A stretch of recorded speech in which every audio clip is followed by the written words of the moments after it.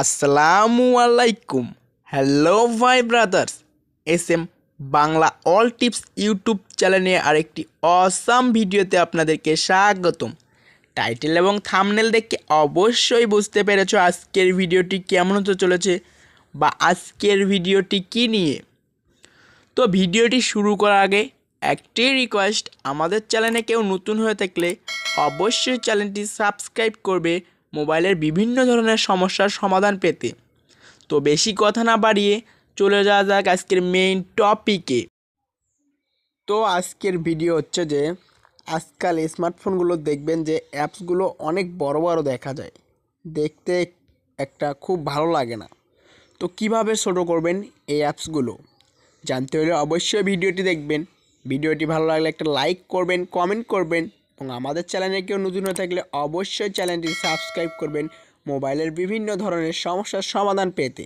তো বেশি কথা না বাড়িয়ে চলে যাওয়া যাক আজকের মেইন টপিকে। তো সর্বপ্রথম চলে যাবেন আপনি আপনার ফোনের সেটিং অপশনে চলে যাওয়ার পর এমন একটি ইন্টারফেস আপনাদের সামনে শো হবে। এইখানে খুঁজে বের করবেন home screen, lock screen and wallpaper. আবারও বলছি, খুঁজে বের করবেন home screen, lock screen and wallpaper. তো এইখানে ক্লিক করবেন। ক্লিক করে দেওয়ার পর এখানে দেখতে পাচ্ছেন যে ফার্স্টে একটা অপশন আছে হোম স্ক্রিন। তো এইখানের উপর ক্লিক করবেন। ক্লিক করে দেওয়ার পর এমন একটি ইন্টারফেস আপনাদের সামনে শো হবে। এখানে লেখা আছে যে আইকন সাইজ। তো এইখানে ক্লিক করবেন। এখানে ক্লিক করে দেওয়ার পর দেখতে পারবেন যে এটা দেওয়া থাকে 3 নম্বর অপশন, অর্থাৎ সবচেয়ে বড়। তো এটা আপনারা ছোট করে দেবেন, একবারে সবচেয়ে ছোট করে দেবেন।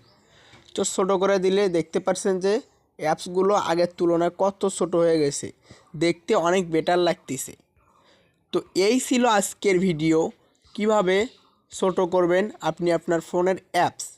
ভিডিওটি ভালো লাগলে একটা লাইক করবেন, কমেন্ট করবেন এবং আমাদের চ্যানেলে কেউ নতুন হয়ে থাকলে অবশ্যই চ্যানেলটি সাবস্ক্রাইব করবেন মোবাইলের বিভিন্ন ধরনের সমস্যার সমাধান পেতে। তো বেশি কথা না বাড়িয়ে আজকের ভিডিও এখানেই শেষ করছি। খোদা হাফেজ।